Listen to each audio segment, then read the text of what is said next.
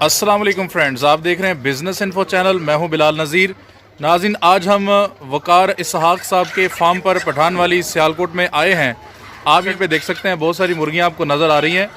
यहाँ पर इस फार्म में 2500 के लगभग मुर्गियां मौजूद हैं और इस फार्म की सारी फिजिबिलिटी रिपोर्ट आज आपको देते हैं।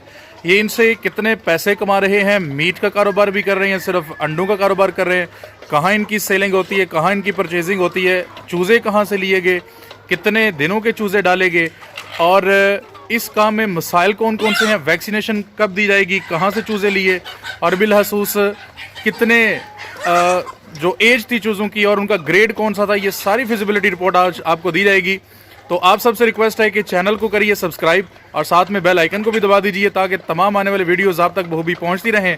फेसबुक के नाज़रीन हमारे पेज को लाइक भी कीजिए, फॉलो भी कीजिए अच्छी वीडियोस देखने के लिए। तो चलिए आज प्रॉपर इंटरव्यू शुरू करते हैं जनाब वकार इसहाक साहब से।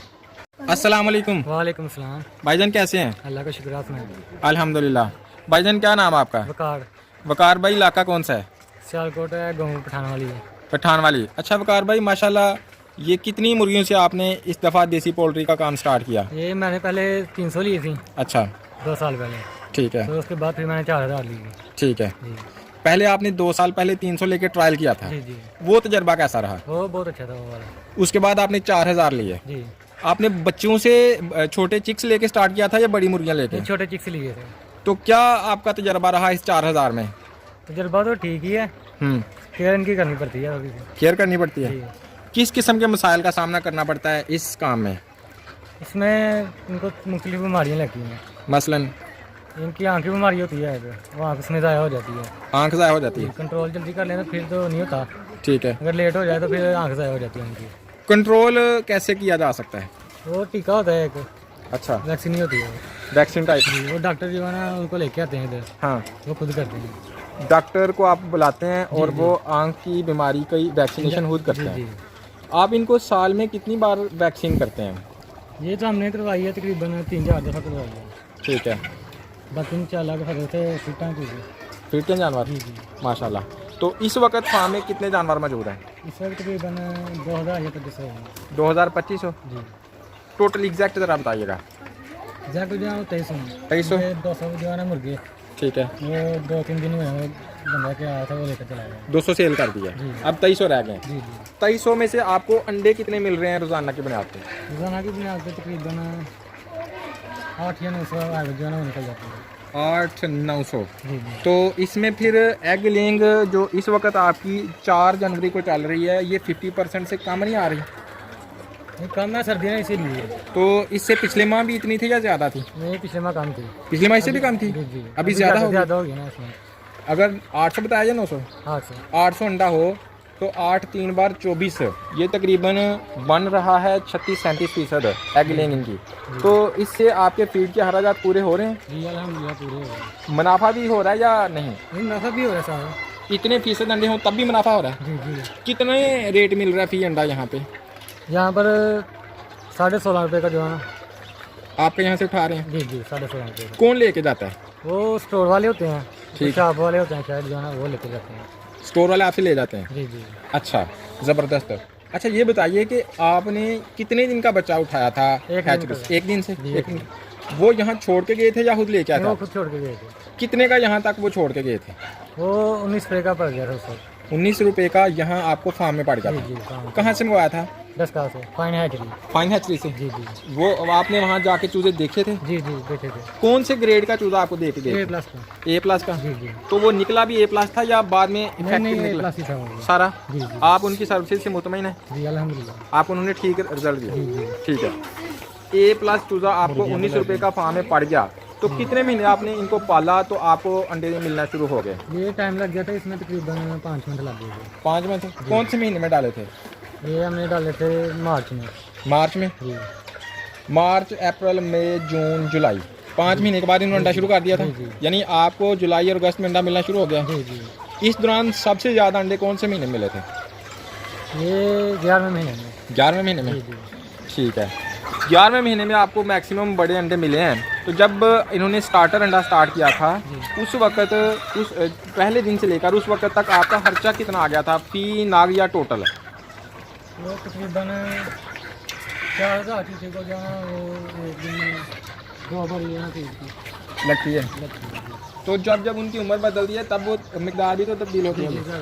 तो टोटल फिर कितना खर्चा आ गया था? तो मैं दिन का जो है ना वो 6000 लगा सारा।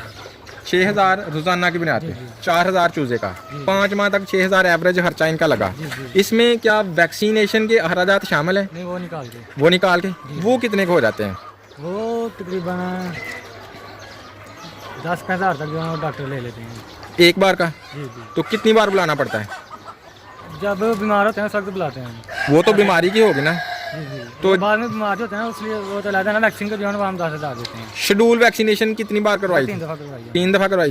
तो हर दफ़ा 10,000 खर्चा आया। ये कम ही हो जाता है, 7 हो जाता है, कभी 8 हो जाता है। 7, 8 और 10,000 आपको 5 माह में 3 बार वैक्सीनेशन के खर्चे आए। जब अंडा देना स्टार्ट किया उसके बाद कभी वैक्सीनेशन कराइए? 1 दफ़ा करवाई थी। उसके बाद वो बीमारी आ गई थी अच्छा, तो इसलिए फिर डॉक्टर को लेके आ गए। ठीक हो गया। इसके अलावा और कौन से अखराजात हैं इस काम में? वो तो इसकी कोई भी नहीं है। ठीक है। अपने को टाइम थोड़ा सा देना पड़ता है सुबह। कितने बंदे हों तो इसको संभाल सकते हैं? मैं तो अकेले कर रहा हूँ फिर अभी। अकेले आराम से संभाल लेगा। तो कितनी जगह में आपने ये फार्म बनाया था? ये 26 मरले 26 मरले में इनको रहने में कोई मसला तो पेश नहीं आया? नहीं, मसला तो नहीं है। मतलब आराम से रह रही हैं? ठीक है। अच्छा, आप इनके फार्म के मुख्तलिफ हिस्से में बताएं और उनका मकसद बताएं कि ये मैंने इसलिए बनाया और ये इसलिए बनाया। ये वाला जो है ना ये जी मैंने यहाँ से स्टार्टिंग की थी। ठीक है। ये 2 कमरे यहाँ चूजे रखे थे आपने? जी जो पहले 300 लेके आया था। हाँ इधर रखे हुए। ठीक है। फिर यहाँ से फिर जो है ना जब मुझे पता लग गया ना मतलब सिस्टम कैसे है, हाँ हाँ। फिर मैं ये यहाँ से। अच्छा, फिर आपने ये बना लिया। जी जी फिर आप इनको इधर रखते हैं जी जी। और उसके बाद ये जो ओपन एरिया ये किस लिए है? ये इनको सुबह जो है बाहर निकाल लेते हैं। बाहर निकाल लेते जी हैं? दूर में। ठीक है। इनमें ये जो इनके फीड के बर्तन हैं ये कितने हैं और पानी के बर्तन कितने हैं? ये फीड वाले जो है ना 35 हैं, अच्छा, पानी वाले जो है 20 हैं। तो कितने में मिल जाता है एक बर्तन? ये 250 की ये मिल जाती है पानी वाली। अच्छा, तकरीबन 300 का जो है ना फीड वाला बर्तन। फीड वाला मिल जाता है। जी। ठीक है। अंडे आप इनके किधर लेते हैं? नहीं, ये कमरे में साइड बनी हुई है। जाती है जब ये अंडे देना शुरू कर दें? ये प्रॉपर फीड डालें तो 180 170 जो है ना साल में अंडे दे जाती है? जी जी। इससे ज़्यादा नहीं जाती? नहीं नहीं इससे कम भी नहीं होती? नहीं, इतनी भी नहीं कम। ठीक है। कहेंगे आपकी इस दफ़ा जो एग लेंग परसेंटेज है वो कम जा रही है, उसकी क्या वजूहत हैं आपके ख्याल में? इसकी वजह ये है कि मैंने कुछ जो है ना चिक्स छोटे लिए थे, अच्छा, कुछ बड़े थे। ठीक है। इसकी वजह से जो है ना फ़र्क आ गया। फर्क आ गया इसमें। तो यानी एज भी मैटर करती है? जी जी, ये मैटर करती है। अच्छा, अगर पूरी परसेंटेज के मुताबिक अंडे हों तो फिर मुनाफे का क्या हिसाब होता है? फिर तो अच्छा खासा मुनाफा हो जाता है इसमें। अभी आपकी परसेंटेज कम है फिर भी जी, आपको जी, मुनाफा कम। हो रहा है, जी, नुकसान कम फिर है, भी नहीं हो रहा? नुकसान नहीं हो रहा इतना। ठीक है। सर, अगर किसी दोस्त ने अंडे लेने हों या किसी दोस्त ने मुर्गियां खरीदनी हों तो क्या आपसे रब्ता कर सकते हैं? जी अल्हम्दुलिल्लाह कर सकते हैं। कोई रब्ता नंबर दे दीजिए। 0348 18 54 903। 903। यहाँ पर ये भी क्लियर कर दीजिए कि क्या मशवरे के लिए भी आपसे रब्ता किया जा सकता है? जी मशवरे के लिए भी कर सकते हैं। अच्छा सर, आपने ये बताया कि आप अकेले ही इसको संभाल रहे हैं। जी जी। अब ये बताइएगा कि सफाई का जो आपका निज़ाम है वो कैसा है, यानी कितने दिनों बाद सफाई करते हैं और वो उसका तरीक़ाकार क्या है? सफाई इसकी जो है ना अगर ज़्यादा गंदा हो जाए तो 1 हफ्ते बाद जो है ना वो सफाई इसकी कंप्लीट जो है पूरी हवेली पूरी की जो है ना वो करते हैं फार्म की। ठीक है, तो वो मजदूर होते हैं, उनको बोल देते हैं, वो कर देते हैं आगे। ठीक है। अभी आपका ये 2 साल का तजर्बा आपने हमें बताया कि 2 साल हो गए हैं। जी जी 2 साल में आपने बहुत सारा लर्निंग की होगी। जी जी। अच्छा, ये बताइएगा कि आपके फ्यूचर प्लान्स क्या हैं? फ्यूचर प्लान ये हैं कि मैंने इनको जो है ना आगे लेके जाना है। मज़ीद इसको बढ़ाएंगे आप? जी जी। ठीक हो गया। अच्छा, इसमें आप आबादी के अंदर ये सारा निज़ाम चला रहे हैं, तो इसकी क्या वजह कि आपने इसको आबादी में रखा? हालांकि आपने स्टडी की होगी कि इसको बाहर ही रखना बेहतर है, लेकिन इसकी वजह बताएं। ये मैंने तजर्बे के लिए रखे थे, एक बार तजर्बा हो जाए फिर मैं इसे बाहर लेकर जाऊँगा खेतों में। तो आबादी के अंदर रखने में क्या आपको मसाइल पेश आए हैं? जी मसाइल तो पेश आते हैं। ये अभी कोई भी मतलब आ जाता है हवेली में, वो जरासीम तो होते हैं ना, वो जूतों के साथ भी आ जाते हैं अंदर। सही है। और दूसरा भी आब हवा आगों की और बाहर का बहुत फ़र्क होता है। बहुत फ़र्क होता है। जी, जी। पानी का निज़ाम बताइएगा, वो आपने कैसा रखा हुआ है? पानी जो है इनको फ्रेश दिया जाता है सुबह भी और शाम को भी। सही हो गया। तो पानी के अंदर भी कोई वैक्सीनेशन वगैरह डालते हैं प्रॉपरली या नहीं वो डालते? बंद कर दिया। वो बंद कर दी, वैसे डालते होते थे कि उसमें कोई वैक्सीनेशन मेडिसिन वगैरह। अच्छा ये बताइएगा कि इस काम में कौन कौन से अहम मसाइल हैं? मसाइल तो मुझे अभी तो कोई भी नहीं लगा। ठीक है। जी, वो बीमार हो जाते हैं, वो फिर डॉक्टर को बुला लेते हैं, यही होता है ज़्यादातर। ठीक हो गया। अच्छा अभी बता रहे थे कि आपकी जो लेइंग कैपेसिटी है वो थोड़ी कम है, जी जी, तो उसकी क्या वजह को बता सकते हैं? वजह यही गए चूजे जो है ना वो मैं छोटे बड़े लेके आया था। सही है। अच्छा ये जो आपने इनके पोर्शंस बनाए हुए हैं, जी जी, ये कम से कम और ज़्यादा से ज़्यादा कितने पोर्शंस होने चाहिए इनको रखने के लिए? ये 4000 में चूजा लिया था, तो तकरीबन मैंने 2 शेड बनाए थे 20 बाय 40 के। सही है। तो कम थे ये जो है छोटे थे, तो अभी मैं जो है ना वो 2 और बनाऊंगा इतने इतने। सही है। अभी ये हमें सामने 2 रूम्स नज़र आ रहे हैं और ये आपने इसको सेपरेट किया हुआ है, साथ में ये पीछे 2 रूम है, वो सामना आपका जो है वो थोड़ा सा डैमेज है। जी, तो अभी जो आप इसको गांव से बाहर लेके जा रहे हैं, आबादी से बाहर, वो एक प्लान के जरिए बनाएंगे, कोई आपने उसकी स्टडी की है? जी जी, वो प्लान है ना पूरा। वो जी। बाहर खेत है तकरीबन, वो है 5 कनाल है 6, ठीक है। उधर जो है इनको लेके जाएंगे। यानी शेड कैसा होना चाहिए? मैं पूछना ये चाह रहा हूँ कि उसकी डायमेंशंस, उसकी जो विड्थ है, उसकी लेंथ है, ये कितनी होनी चाहिए? तकरीबन 80 फुट जो है ना वो उसकी लंबाई होनी चाहिए, जी।